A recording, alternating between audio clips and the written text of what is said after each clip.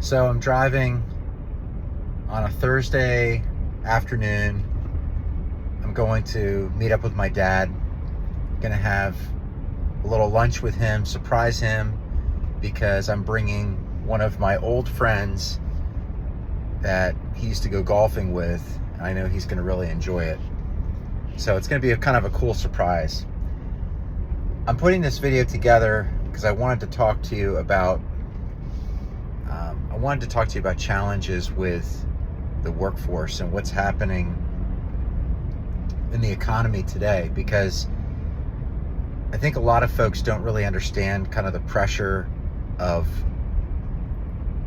impact that economy and economic scale has had with technology, in particular with the infrastructure industry.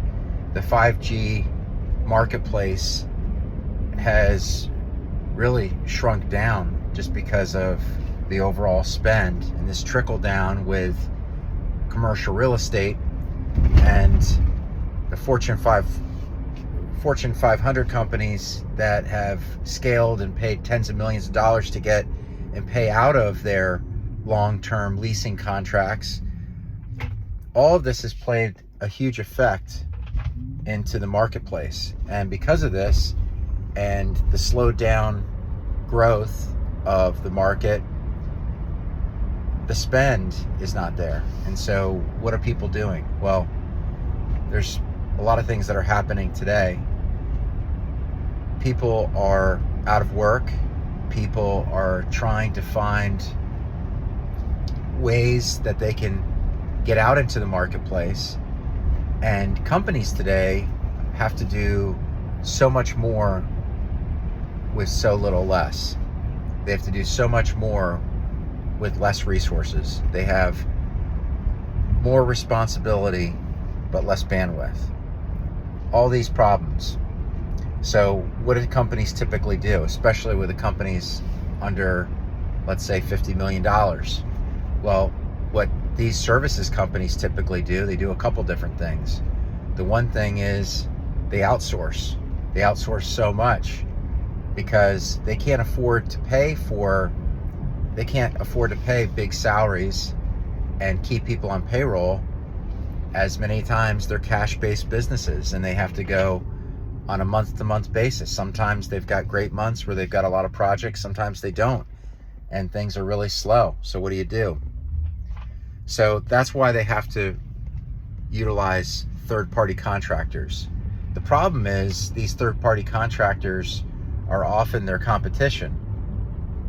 A lot of times they might be reaching over enemy lines because they have a project in a new state, or they've got a project 5-6 hours away where they can't afford to spend a full day of driving with their technicians to complete a job. So what do? They end up reaching out to sometimes their competitors to finish a job, because it's the only folks that they know that can do the job. But it's like the scorpion and the frog. Why did the scorpion sting the frog? Well, because it's a scorpion. Why did the competitor take the business? Well, they're a competitor and they're hungry and they're aggressive. We're in an uber aggressive marketplace today. So that's what happens.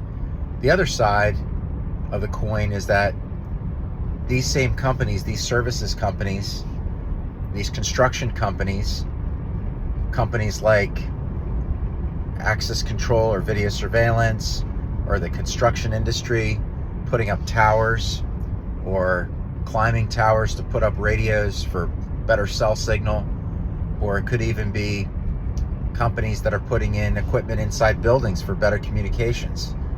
All of these types of companies will also reach out to individuals. They'll reach out to contractors, individual contractors.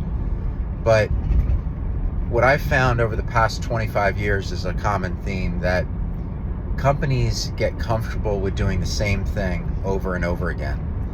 And as an advisor to many companies throughout the world, throughout the United States, is that many companies will stick to what they're comfortable with versus what might best optimize their organization, or what might best optimize what they're currently doing today, or what could help provide better throughput, or a better cost, more efficiency, more reliability. All this stuff is out the door with these traditional engineering-led companies, because the companies have been doing the same stuff for a long time. And typically in the services-based industry, in technology, the business owners were engineers, they're technicians. They started off with being an engineer for another company. They got tired of what they were doing, so they decided to start their own company. And lo and behold, they built it out, they became super successful, and ended up working out really well. The problem is, once they started to build out, they got to a point where it was just besides themselves and a couple of buddies of theirs that they were able to talk into coming to their company. So what do? They start to scale. Most of them might not be project management centric, so they're kind of bootstrapping it, and they do these jobs kind of off the cuff. A lot of times they're working with their existing customer base, who have been, trusted friends that they've established over a long period of time. And so they continue to use those friends and say, all right, we'll do this one-off. We'll do this project for X price. And many times the price isn't right, and they're going to lose money because of it. And they're not as efficient. So that's why a lot of times it's just hand to mouth. And these same companies, although they might be 5, 10, or even $50 million in revenues, they still might not have it dialed in because of this workforce, because it is a workforce problem. So they'll utilize the same people that they've been using time and time again, because it's what's been convenient versus what might be the best option for them overall. So how do they measure that? A lot of it is based upon trust. Business is always based upon trust. It's predicated on trust. If you don't trust who you're working with, you can't work with them. Or you've got such a dialed in management scheme and micromanaging what they're doing, it's not worth your time to do it. So that's why it goes back to trust. So these same companies are reaching out to the same groups of resources versus looking at maybe the best resource for them. A case in point would be, I found over the years that these services companies will tend to reach out to that same subcontractor, kind of like a handyman, and say, hey, by the way, I know you've never done this before, but could you do this for us? And they'll say, oh yeah, sure, we could do it. And they end up botching the job, or it takes them twice the amount of time to get the job done. That's a short-sighted mistake. It's short-sighted because they're not comfortable reaching out of their comfort zone to be able to find the right partner. And at the same point in time, they're only comfortable talking to the same person over and over and over again, the same partner, because they don't know the rest of the marketplace. They're not well networked enough to be able to utilize other partners. So that's a big reason why I developed Workforce G. I've been in the communications and infrastructure marketplace for a long time, and I've worked in distribution. I've worked for the OEM, the product side, and helping build out that marketplace. And most recently, through my advisory services, I owned a infrastructure services company, and that was providing all types of services, from tower work to communications to in-building communications, public safety, security and surveillance, electrical.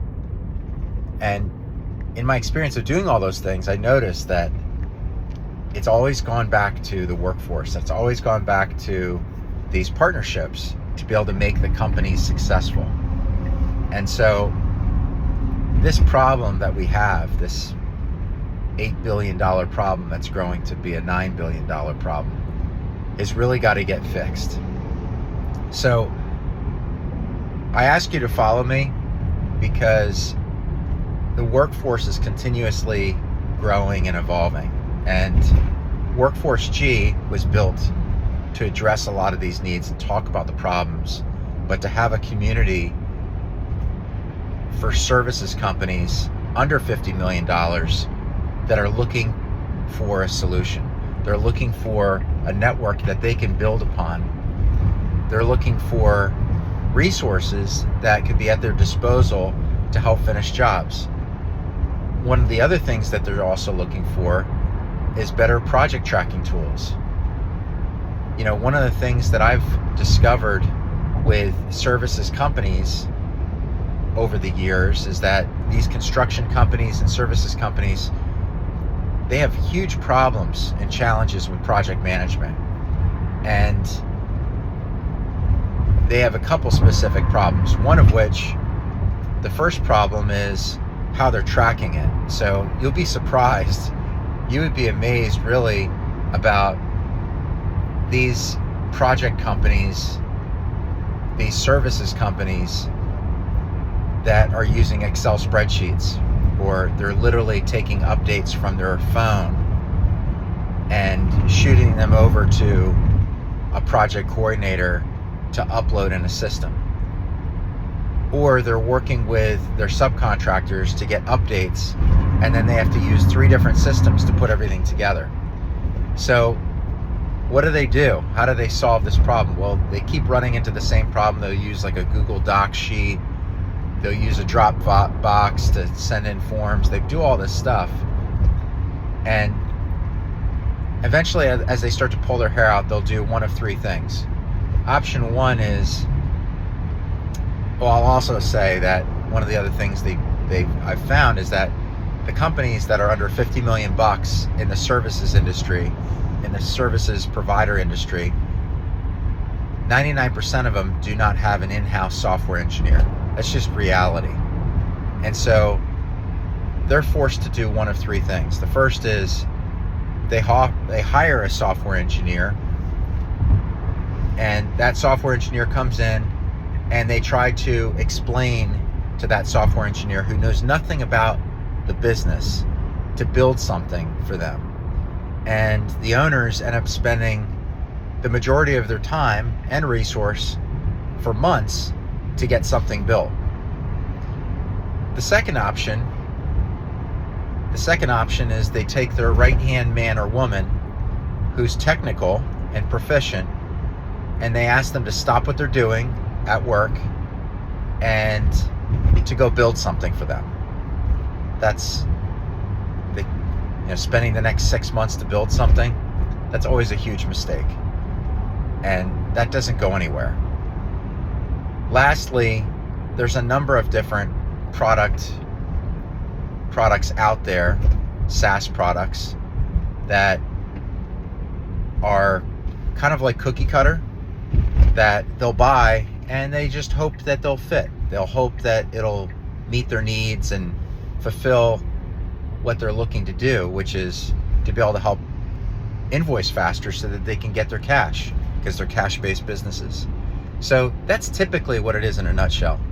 And so what Workforce G does, it was built specifically for these companies under 50 million bucks so that people could go online as an open source platform and put their projects together and add subcontractors and put all those pieces together. And instead of spending a crazy amount of money, they could utilize this as an awesome tool and get the results that they need.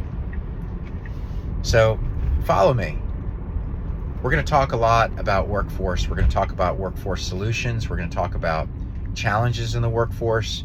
We're going to talk about trends in the workforce and what people are using today and how they're able to do and accomplish more with less. how they're able to accomplish more with less resources, because that's reality today. And I look forward to having you join me on this journey. So enjoy, have a great day, and we'll look forward to seeing you soon. Take care.